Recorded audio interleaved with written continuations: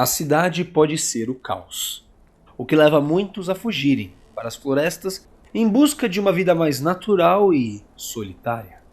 Mas às vezes, isolados no meio da natureza, não estamos realmente sozinhos.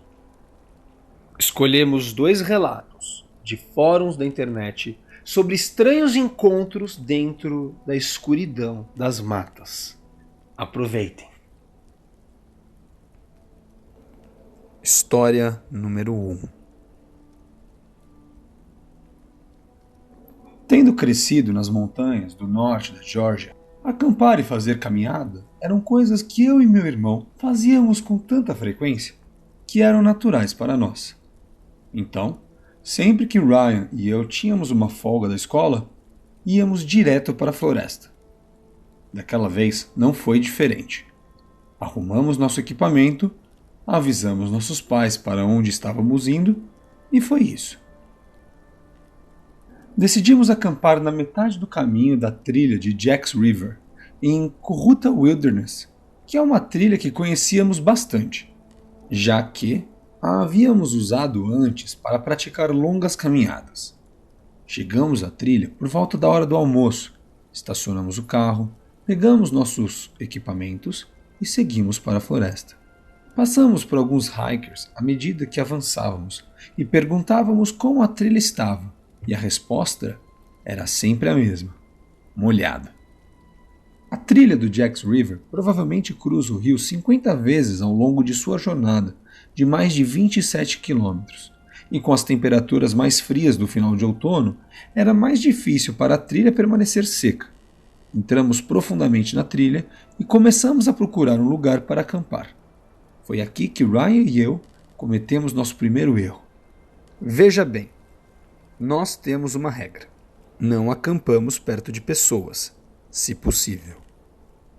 Nos chame de paranoicos, mas a última coisa que queremos é que alguém nos arranque de nossas tendas e nos arraste floresta adentro para nunca mais sermos vistos. Então, sempre acampamos bem longe da trilha e em áreas que não são populares para dormir durante a noite.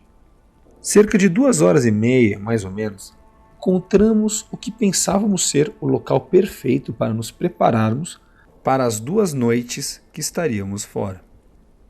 Construímos uma fogueira para aquela noite e armamos nossas barracas, uma ao lado da outra. Depois de montar e descarregar, decidimos caminhar de volta para a trilha e explorar alguns dos muitos pontos para nado que o rio Jacks tinha a oferecer. Isso foi durante o feriado de Ação de Graças, e me lembro de ter ficado surpreso com a quantidade de pessoas que estavam na trilha. Talvez fosse o clima, ou o fato de ser no início da semana, mas não parecia haver muita gente caminhando, e muito menos passando a noite na trilha. Por volta das 5, voltamos para o nosso acampamento para acender a fogueira, fazer o jantar e nos preparar para a noite. Assim, o sol começou a se pôr e o frio chegou.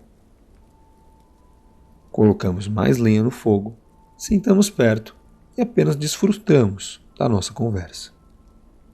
Ryan estava 2 anos atrás de mim na escola. Eu estava no último e ele no 2º ano. Mas enquanto crescíamos, sempre fomos próximos. Andávamos sempre nos mesmos grupos, praticávamos os mesmos esportes e tínhamos os mesmos hobbies. Por volta das 9, estávamos acomodados confortavelmente ao redor da fogueira. Eu tinha acabado de mandar uma mensagem para nossa mãe para que ela soubesse que estávamos seguros e nos preparando para dormir. E me lembro que estávamos falando sobre o medo de ir para a casa de nossos avós no dia de Ação de Graças e ter as mesmas conversas estranhas que tínhamos todos os anos com a família que só víamos nos feriados. Foi então que as coisas começaram a ficar estranhas. Estávamos acostumados aos sons dessa floresta que é cheia de animais, de cervos a ursos negros e até mesmo alguns javalis. Se você passar tempo suficiente em uma floresta, aprenderá a distinguir certos sons, mas o que ouvimos era diferente de tudo que já tínhamos ouvido por ali. Ouvimos o que soava como alguém se esgueirando lentamente ao nosso redor, mas ainda fora de nossas vistas. Quando você ouve um animal andando sobre 4 patas, é possível distinguir um grupo mais apertado de passos. Mas aquilo parecia um humano, andando devagar ou tentando se mover sem fazer muito barulho. Lembro que pegamos nossas lanternas e apontamos na direção em que os sons vinham, mas era tão estranho. Sempre que apontávamos nossas luzes em algum lugar, a localização do som de repente mudava. Era como se várias pessoas estivessem andando ao nosso redor. Quando os assobios começaram.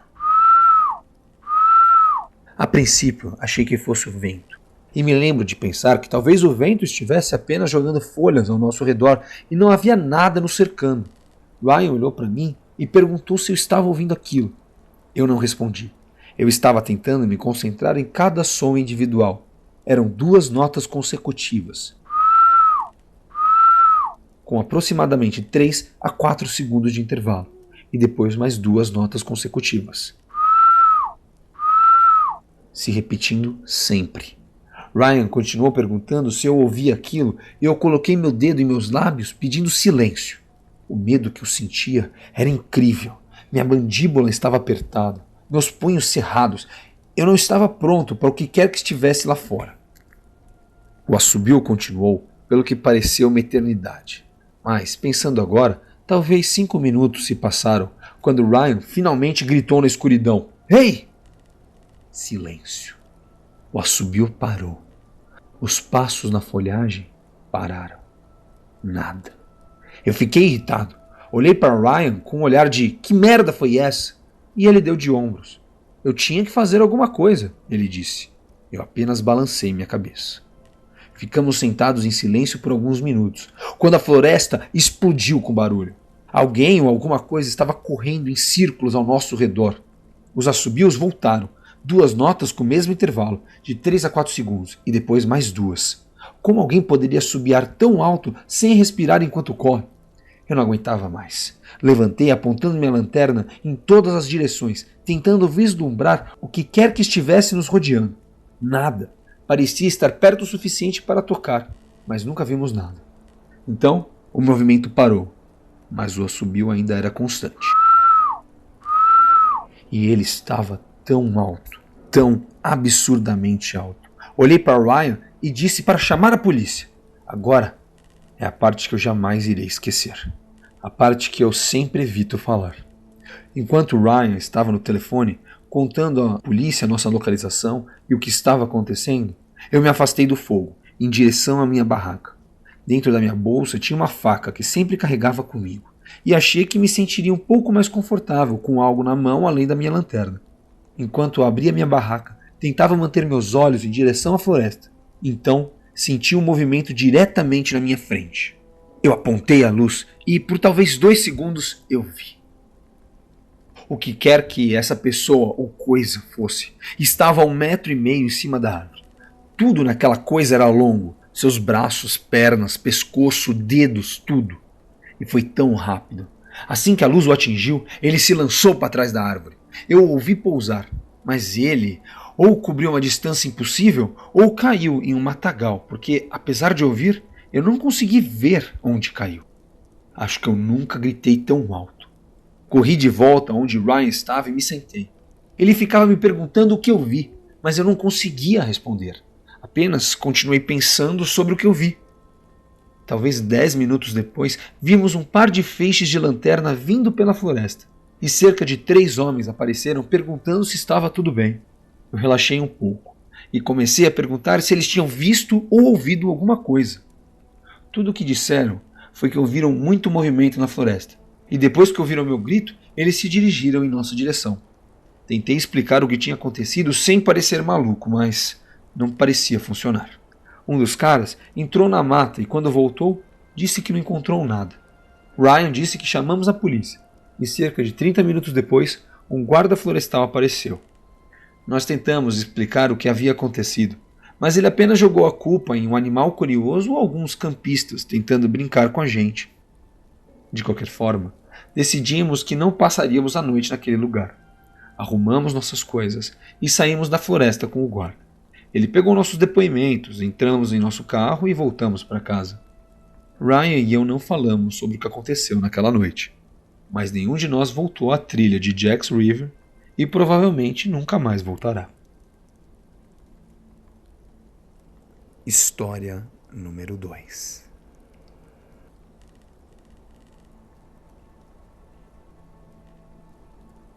Eu estava tendo uma embriagada e sincera conversa com meu pai uma noite dessas, e estávamos contando histórias do passado. Ele me contou de uma experiência que ele teve no final dos anos 80, que ele descreveu como a maior sorte de sua vida. E depois de ouvir sua história, eu tendo a concordar com ele. Ele tinha aproximadamente 25 anos de idade e estava passando por maus bocados em sua vida. Ele e minha futura mãe haviam terminado. Depois eles voltariam a ficar juntos, mas isso é uma outra história. De qualquer maneira, ele precisava fugir por uns dias. Então, decidiu alugar um chalé para o final de semana. Somente ele, o canto dos pássaros e umas cervejas. Ele alugou o chalé em uma região de floresta bem remota. Ele pegou as chaves com o dono, um cara bem gente boa, na faixa dos 30 anos, amigável, prestativo e, no geral, um cara que não levantava nenhuma suspeita. Ele dá ao meu pai um tour pelos quartos, pergunta se tem mais alguma coisa que pode fazer e deixa meu pai à vontade. Meu pai passou o primeiro dia relaxando e recarregando as energias, aproveitando o belo lugar onde estava e tentando esquecer sua situação miserável. No final do primeiro dia, ele parte em uma longa caminhada pela floresta ao redor. Ele queria limpar a mente antes do sol se pôr, mas acaba se perdendo na mata e quando finalmente retorna para o chalé, já escureceu. Ele entra no chalé e imediatamente algo chama a sua atenção. As cortinas da parte de trás do chalé estavam fechadas. Estranho. Ele não se lembra de ter fechado elas antes de sair da casa. Mas pode ser uma distração sua. Sua mente está cheia de problemas mesmo. Olá! Ele grita, sem resposta. Acreditando ser realmente uma falha de sua memória, ele entra no quarto para dormir. Mas novamente algo parece estranho. Não eram as cortinas dessa vez. Não havia janelas no quarto. Ele diz que sentiu uma estranha atmosfera lá dentro. Ele se sentiu tenso e pouco à vontade. Algo na sua mente, em seu subconsciente, avisou que havia uma ameaça próxima. Ele pegou a chave do carro, sua jaqueta, saiu do chalé e dirigiu até um hotel próximo. Por alguma razão, ele se recusou a ficar naquele chalé durante a noite. No final do dia seguinte, ele retorna ao chalé por volta das 4 horas para devolver as chaves ao dono. E, para sua surpresa, o dono já estava lá quando ele chegou, junto com alguns policiais. Todos estão impressionados em ver meu pai. Sabe, o dono do chalé havia chegado mais cedo do que o combinado para pegar as chaves. Obviamente, meu pai não estava lá. Então, o dono deu uma volta pela casa para ver se estava tudo bem. Em cima do sofá da sala estava uma enorme pá coberta de lama.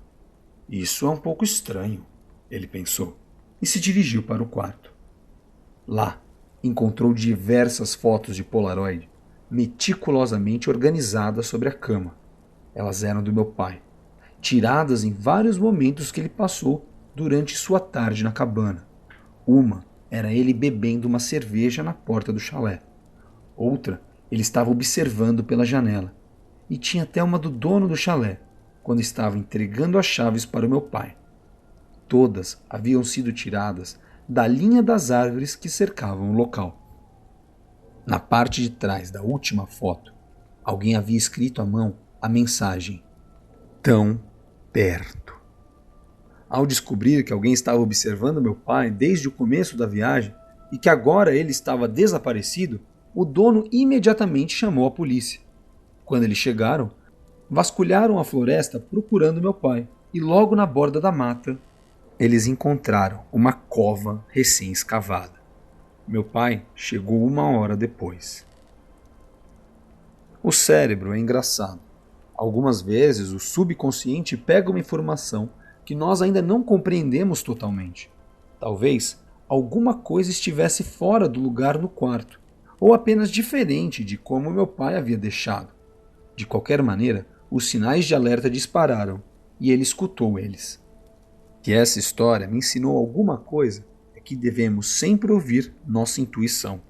O instinto provavelmente salvou meu pai naquela noite.